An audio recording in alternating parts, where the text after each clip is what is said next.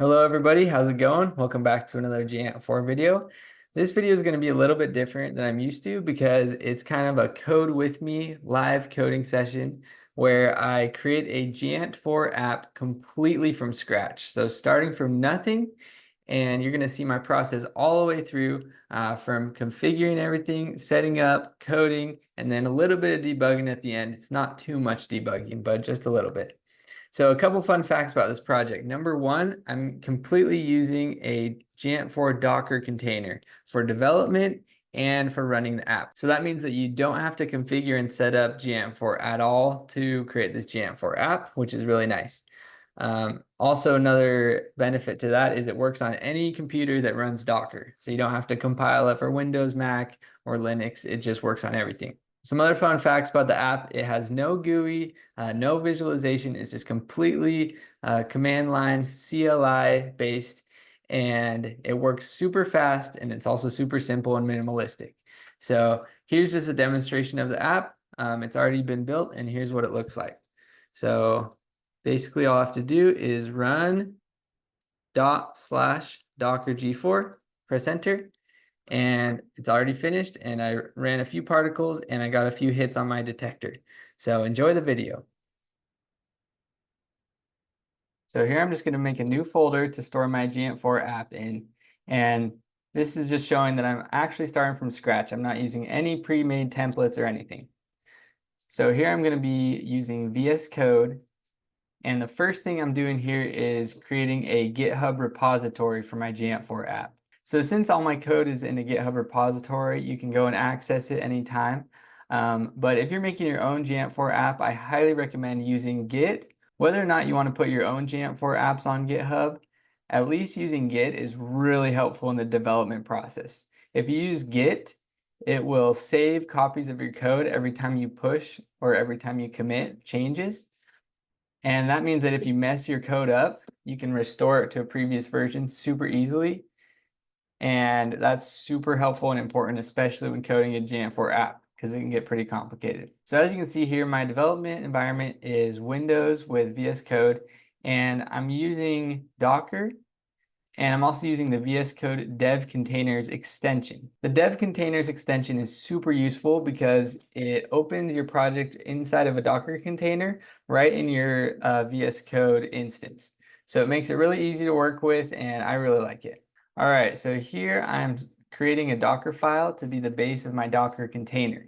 And I'm going to be using my Geant4 image that I've pre-built. So basically this has Geant4 already built inside, so you don't have to configure or set it up.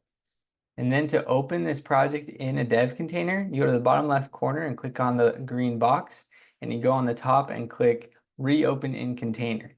So first this has to open Docker, and it automatically opens the Docker engine for you. Docker needs to be open to run containers. And then after you choose your options and press OK, now Visual Studio Code is restarting, but now it's inside that Docker container. So this container, like I said, already has Geant4 pre-configured, so I can just start going and coding a Geant4 application just like that. So I had to make one tweak to the Docker container. In the Docker file, I made sure to install Git because I needed Git to interact with my GitHub repository while I was developing. All right, y'all, so now I'm in my VS Code instance that's inside the Geant4 container, and it has Git installed. So I'm gonna go ahead and push all my changes to my GitHub repository.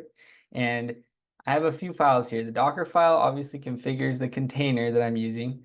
The .github and .devcontainer folders have some information about the dev container and for GitHub. And I like having those in my GitHub repository because if you want to use this project later and you pull this GitHub repository, it already has those configuration files in it. So your VS Code is going to pop up a window saying, do you want us to configure your dev container just like how John's was? And you click yes, and then it'll automatically configure all the settings. All right, now I'm going to create my main.cc file. This is the entry point to my Geant4 application. But as you can see, I didn't have the C++ IntelliSense extension downloaded in the container. Every extension that you want, you have to re-download it when you're inside the dev container. So I went ahead and installed it, and I will say having IntelliSense and autocomplete is extremely useful. All right, so I'm going to start coding this main file now, and there's going to be a few more setup configuration steps here. As you can see, I tried to include a Geant4 file and the autocomplete didn't work. So that's a huge problem for me. I need my autocomplete, otherwise I'm going to be super slow. So now to fix this IntelliSense issue, I'm going to go into the C++ configurations, and I'm going to add the Geant4 include directory to my include path. And that way, vscode is going to know where those files are, so it'll give me autocomplete, and it's going to make it a lot faster. So as you can see down in the bottom, I'm just looking for that directory, and I'm just copying it into here. Now, if I try to include another Geant4 file, as you can see, they all show up in my autocomplete, which makes me very happy. So now, as you can see on the left over there, I have a .vscode folder that's been created. So I'm going to go ahead and push that to GitHub. That way, again, when you use this repository later, it'll automatically have the include path configured so you can get your autocomplete IntelliSense. All right, now that I got all that pushed to GitHub, I'm ready to start coding. So I'm going to create a little to-do list for myself from what I remember about Geant4 applications. They have some required pieces that need to be in there. So you need to start a run manager. You need your 3/4 required classes, the action initialization, which initializes the primary generated action, and you need a physics list and detector construction to define all the objects in your Geant4 world. So I'm just creating a little to-do list for myself, and then I'm going to go fill it in a minute. I'm also going to be doing a stepping action, which is a optional class, but I use it in almost every Geant4 app, so I figured it's kind of the bonus at the end of this video. If you watch the whole thing, you can see me implement the stepping action. Oh yeah, and then obviously the first thing I got to do is make sure the app will compile. So the first thing, and this is what most people do for the very first time they start a new app, is just create a little hello world. So I'm just going to create a simple run manager here, and the run manager is what does everything in Geant4. It handles the run. So every Geant4 app needs a run manager. Now here's a little tip. Now, since I have the include path in my settings, I can right click on any Geant4 function that I'm not really sure how it works or what arguments it wants. And I can click on go to definition, and it will show me the Geant4 source code where it is. And I use that all the time just to know how I can implement a Geant4 function. All right, y'all. So to get this app to actually compile, we're going to need to create a CMakeLists.txt file. So we're going to be using CMake to compile this Geant4 app just because it's really the Geant4 way. Geant4 uses CMake and it's just geared to use CMake. So you're going to be seeing me create the most minimum basic CMake lists file that I could possibly think of for a Geant4 app. All right, so now that we're done with our CMakeList file, we can finally go down to our terminal. We make a build directory, and we go into that directory. We run cmake ... which runs CMake with this CMakeList file here, and then we write make, and that compiles. And as you can see, we have our print. It says hello from Geant4 world. So our program is at least compiling, and it's good to check before you start going crazy and programming that your basic executable actually compiles. That's good. All right, little note here. As you can see, I made a Gitignore file with the entire build directory. When I'm using GitHub, I like to ignore the build directory because it generates so many binaries and so many CMake helper files, and it just clogs up the entire repository. And if you compile it and change one thing, it'll change a bunch of those helper files. So it's best to just ignore all those files and not send them to GitHub. We're only sending our code to GitHub. Now, if you forget how to compile and build the app, I left a note here in the README. Now, make takes an optional argument. If you do a -j and then a number, that's how many cores it'll use or how many threads it will run the make command. So I like to just do 10 just as a habit, and it theoretically will run the make script 10 times faster than if it was just 1. Okay, so now finally we're ready to actually start coding our Geant4 application. A lot of this was just set up, but now we have a really strong base foundation, and we can go ahead and start coding. So as you can see, first up, I'm starting my action initialization class.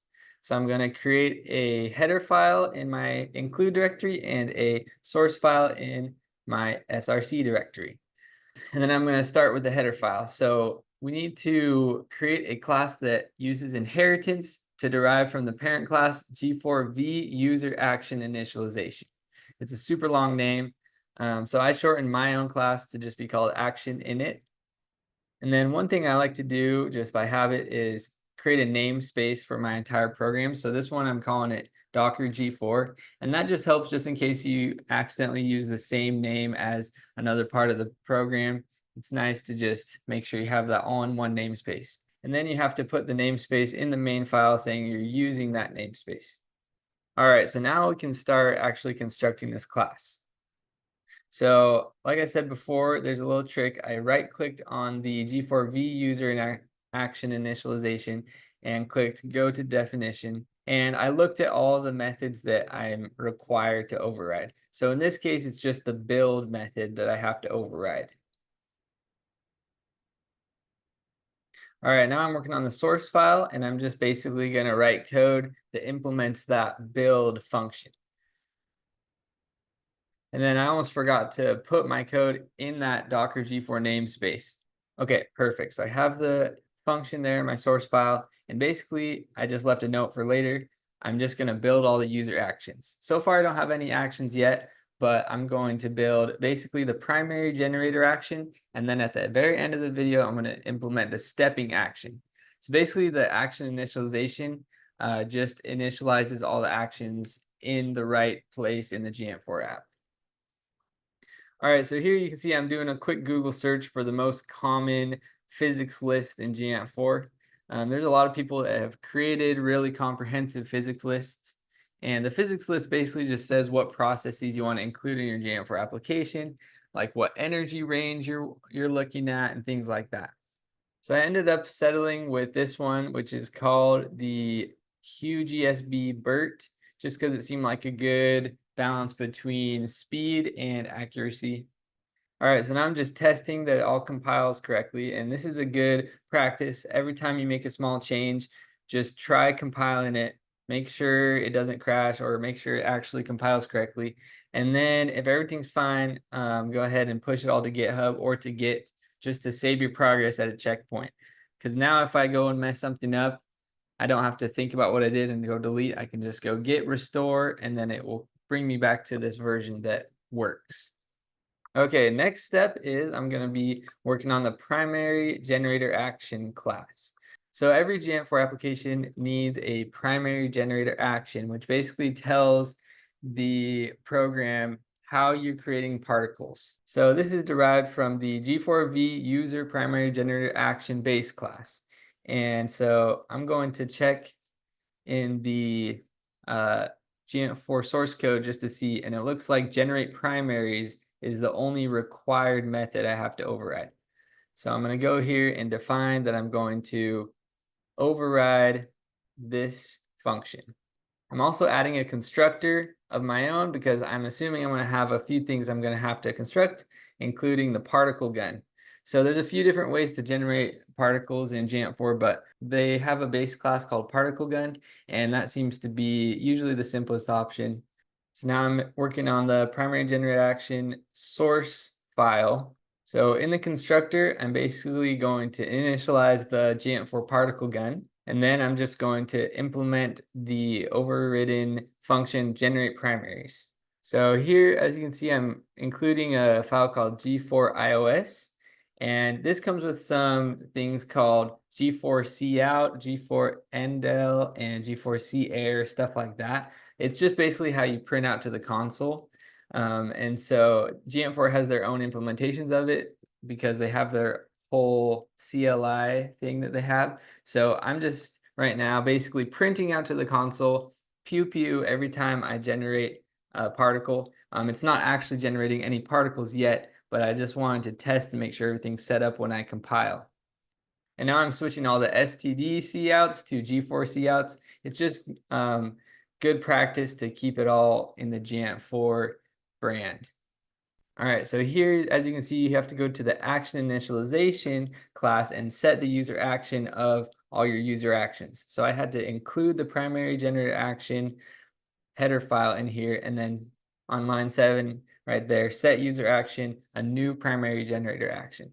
Something interesting about Geant4 is you always have to declare all your classes with the new keyword, and it automatically will go through and delete all the new allocated things you have. It's kind of like has its own garbage collector, which is pretty cool. All right, so the primary generator action is done. So we can check that off our to-do list. Now finally we have to do the detector construction. And also the physics list I put above everything because sometimes it will cause issues if you don't initialize them in the right order. But usually good practice is physics list first, then define the detector construction, then do the action initialization. And if you don't do that, sometimes at runtime it'll say, oh, you tried to do this before this was initialized. So usually you want to do it in that order. So I'm going to start on my detector construction class, which again derives from a Geant4 base class, G4V user detector construction. And I've done this class enough times that I don't even have to look at the source code. I already know that there's a G4V physical volume construct, and that's the only method we have to override, really.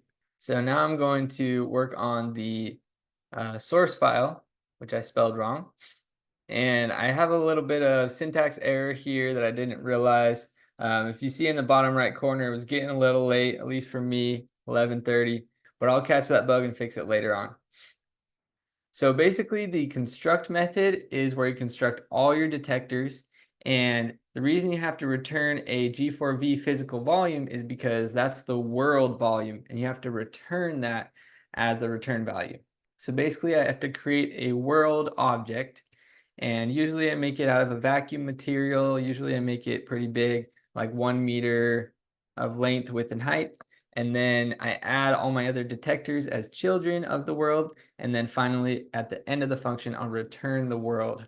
You also notice at the beginning of my function, I wrote a little note for myself that you start with the solid volume, then the logic, then the physical volume.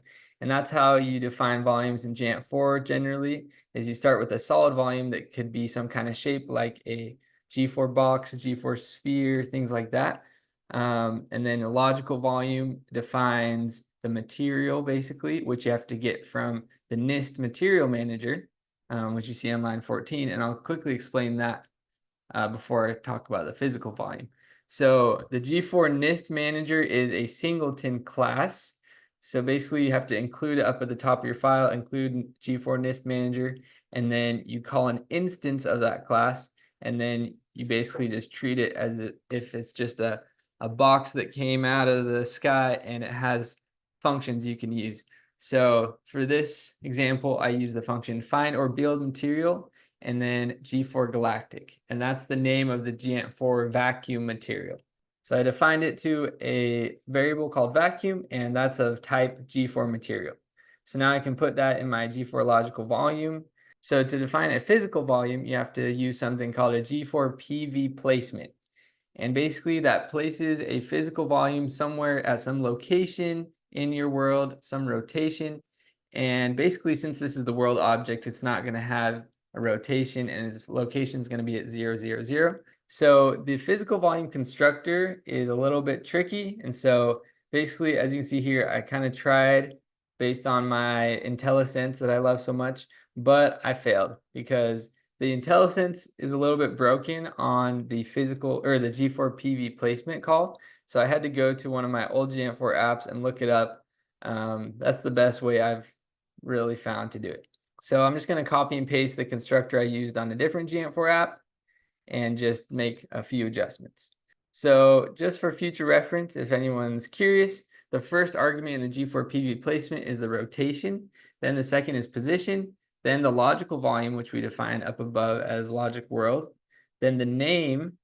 Oh yeah, so after the name comes the mother object. So the world doesn't have a mother because it's the mother. It's the first volume that you place in the world, but all the other volumes need to specify that the world is their mother. In Geant4 defining detectors, you kind of have this hierarchy of these objects belong to this mother, and then these other objects belong to this mother, but the mother of everything is the world. All right, so now I'm going to send the detector construction to the run manager to make sure it initializes correctly. And I got to include it in my main file. So now I'm just going to try to compile. And here's where I got the error that I messed up the syntax in the detector construction. So I'm going to go fix it now. All right, there we go. Fix the syntax error. So now I'm going to try to compile it one more time. Awesome. Now, as I'm pushing this stuff to GitHub, I just have one little note about compiling with CMake. Just a little tip, if you create any new files, like as you can see, the detector construction was a brand new file I had created, you have to run CMake and then make. But if you do nothing but edit files that you already have created, you don't have to run CMake, you just have to run make. All right, so at this point, we have basically our foundation set up. I'm going to start creating another detector so that we actually have something interesting going on. The world is just a vacuum, but I'm going to create a water detector so that we can actually start recording information about particles colliding with materials. So as you can see, I got the water material from the NIST manager again, and then I'm defining step by step, starting with the solid detector. So I have a G4 box, and I defined that its dimensions are width of 10 centimeters, height of 10 centimeters, and then thickness of 1 centimeter. And that goes by X, Y, and then Z. And then I'm defining my logic detector as a logical volume with the solid detector, the material water, and I'm naming it logic detector. And then if you notice here, I'm just calling the PVPlacement class. I don't have to define it to a variable. This is really weird if you've ever programmed in C++, because every time you create a new variable, you have to make sure you delete it at the end or you'll get a memory leak. But like I said, in Geant4, they kind of have their own garbage collector, which is kind of cool. So you just create a new PVPlacement and just forget it exists. And at the very end of the app, it will delete it for you. Now, just be careful though, because this only works if you're working inside a Geant4 class. But if you make your own class, you have to make sure you actually manage your memory. So just remember, you're still using C++. Just because Geant4 has a few like nice features, you're still using a language where you have to manage your own memory. Okay, so I decided to go on and make my stepping action class now. This is an optional user action. So the Geant4 app will run without it, but I almost always make one of these because it allows you as a developer to save some information about the steps. So in Geant4, when you have a particle simulation, each particle is going to go through several steps. And the user stepping action will let you take that step and maybe take some information off it, like the particle's energy, maybe the particle's position, something like that. So as you can see here, the one method that I'm required to override is the user stepping action method. And so now I'm going to go to my .cc file and implement this method. All right, so with the user stepping action method, it actually takes an argument, which is a G4 step type. And Geant4 automatically, during its simulation, it's going to give that step to you. So it's kind of nice. You just have a step that you can use in the scope of the function. So here, as you can see, I'm using the step by getting the pre-step point. So a step that consists of 2 points, the pre-point and the post-point. And that's the particle step. It starts here and then it goes to here.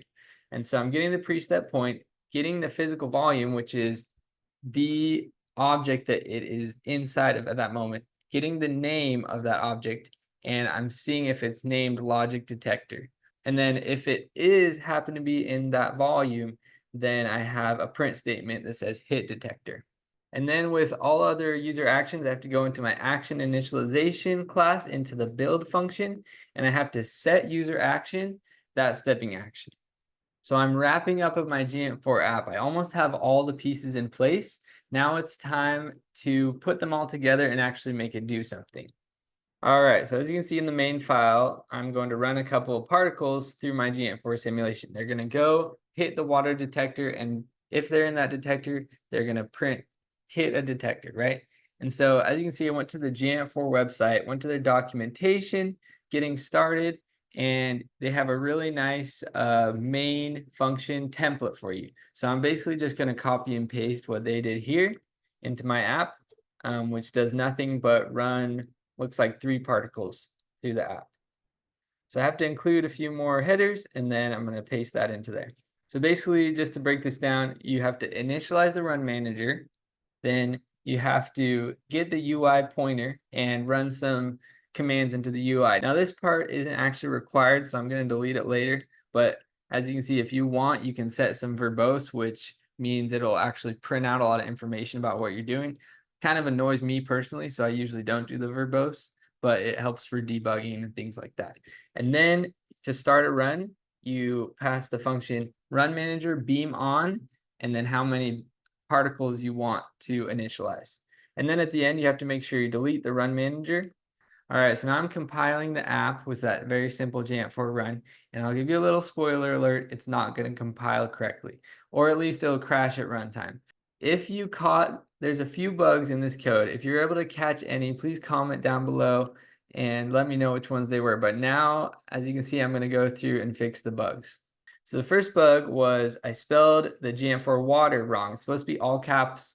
I really don't love how if you're creating a material, you have to know what it's called. In Geant4, if you want to initialize a particle or initialize a material, you have to know what they call it. For example, they don't call the electron, they don't spell it out, they just have an E minus. So you have to kind of know these things with experience. But this is a good example of that because the Geant4 water is called G4_water, all caps. So I got that one wrong. So it looks like it actually ran. I got my pew pew printout, which means that the particles were actually being generated, but it looks like I didn't get my hit detector that I was hoping for. So first I'm going to delete all this verbose because it was really clogging up my output. Okay, so first thing I checked to fix my bug was I went into my primary generator action and to make sure my particle gun was initializing correctly. And basically I forgot to set any information about the particle, so it was just shooting nothing over and over. So in my particle gun, I had to set the type of particle first of all, and I'm using the set particle definition function. And so here I'm getting the Geant4 particle table, get particle table, because it's kind of like a singleton class. Geant4 uses all kinds of singletons for everything. So I went to the get particle table source code, and I found that it wants me to use the find particle method with the name of my particle. So I'm doing get particle table, find particle, and I put in quotes proton. So I want to shoot some protons out. Next up, I had to set the direction of momentum of the particle. And so I just put it in the positive z direction. And then I also set the particle energy to 200 MeV. I had to include the Geant4 system of units header in there because I was specifying that it was an MeV. And it's really good to make sure you keep track of units in Geant4 because it is a physics simulation. So units are very important. And as you noticed probably in detector construction, I included centimeters as my units. And then here in the primary generator action, I'm using MeV. So I compiled it and ran it, and it looks like I'm still getting the pew pew, but I'm not getting anything hitting my detector. So I guess I have a little bit more debugging to do. So first things first, I made sure to set the particle position in the right spot. So I'm setting it from -0.5 meters on the Z, and that definitely helped, but it didn't solve my issue yet. So I eventually found my issue, and what happened was I had forgotten to call the generate primary vertex method in my generate primaries. So in the primary generator action generate primaries method, you have to actually generate some primary particles. And I had forgotten that you have to call the particle gun generate primary vertex method to generate those primary particles. That was a huge tongue twister, but let's see if it actually worked. So I'm going to go ahead and compile again and try running it, and I'm still not getting anything. This is the fun of making a Geant4 application and any application in general. You have to keep on trying different things and debug until you get there. So what really happened was, here's the bug that I'm sure a lot of you picked up. In my stepping action, I'm calling the get pre-step point, get physical volume, get name, and I'm seeing if it's equal to the logic detector, which is what I named the logical volume. So I have to change this to actually physical detector, phys detector, which is what I named my physical detector. So that was the real root of the issue. All the things that I did to fix were parts of the issue, but this was the main issue here. So as you can see now, I ran the simulation. I get my pew pew, my particles got hit off, and then I'm getting some outputs that they hit the detector in various spots. So there you guys have it. We have created a Geant4 application from scratch. We did a little bit of debugging at the end there. Hope you guys enjoyed. Leave a comment down below if you liked this format of coding live with me. If this video benefited you, please consider clicking on the link to donate to me so I can keep making videos. Thanks again for watching. See you later.